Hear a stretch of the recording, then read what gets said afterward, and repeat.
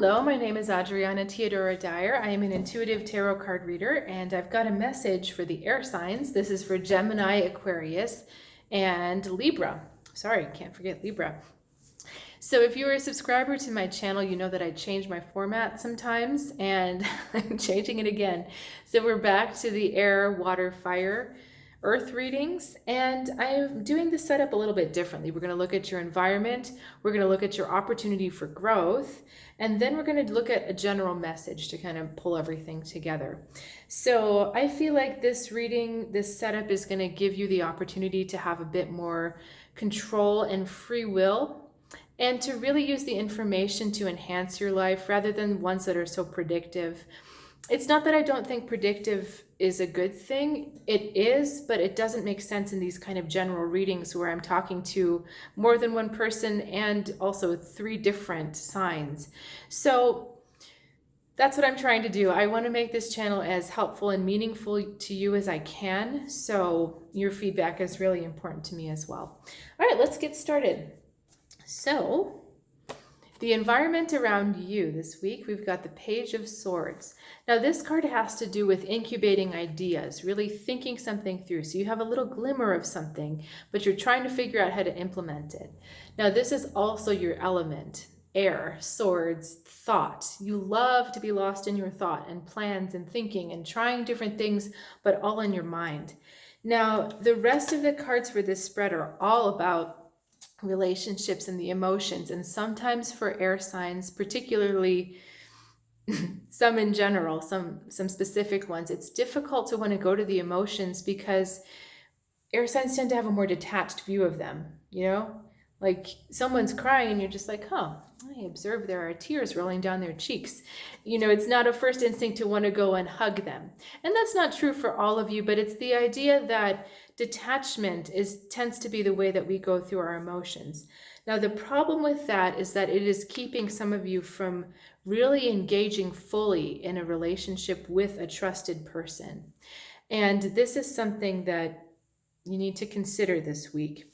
So your opportunity for growth is the Queen of Cups. Now, again, cups are that emotional card, relationships. The Queen is someone who has mastered her emotions, and she's really, really one to pay attention to her intuition. So that's another message for you. Instead of getting lost in your mind with, oh, this possibility looks good, or maybe that one, or maybe this one's okay, you need to just go with your gut feeling. Listen more to your gut feeling. Air signs tend to get good intuitions, but it's very easy to second guess it because your mind starts to say, well, is that really, does that make sense? I don't really know. I'm not sure. I think it's also tricky because the seat of intuition is here in your third eye, which is your mind. So sometimes it's hard to separate that out. Anyway, Queen of Cups. Remember, your intuitions, your gut feeling, your emotions, those are all things you need to pay attention to this week and follow. Now your message. Ugh, lots of cards. And of course, they're very heavy. We've got the 9 of Swords. We have the 10 of Cups, the King of Cups, and then we have the Page of Pentacles. So this is something you're learning. All right, our page is showing us that this is a learning process for you. Now remember, we had the Queen over here, and then the King shows up as her mate. So keep that in mind. We really are talking about relationships. So for some of you, you feel this anxiety about really committing and really being engaged in this partnership. 10 of Cups here being our partnership. Now, you know that that's the direction you need to go. Your intuition is telling you, yep, this partnership's okay, that person's okay, it's all right. But for some reason, you're still like, nope, I don't think so. Your mind is pushing against you.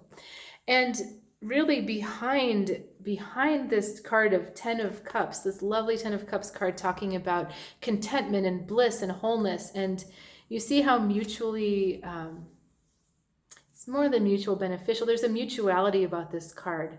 One is supporting the other, and they're just totally in tune. You've got the King of Cups supporting that.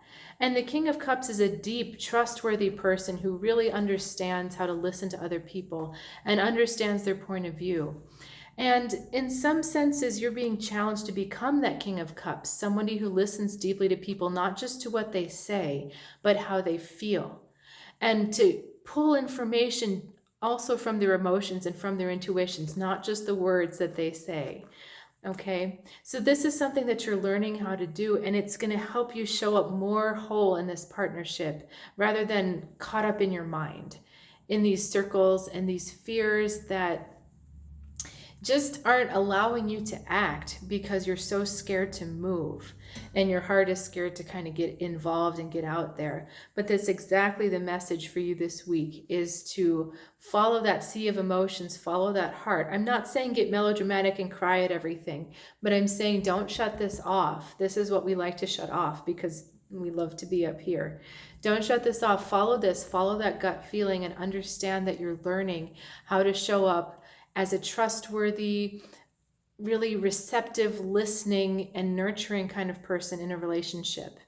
And why is that important? Why is that important? Because when you become that kind of person, that's the kind of person and the kind of relationship you attract. So if you are trustworthy, if you consider and respect and honor other people's feelings, that's exactly the kind of person you're going to pull to you.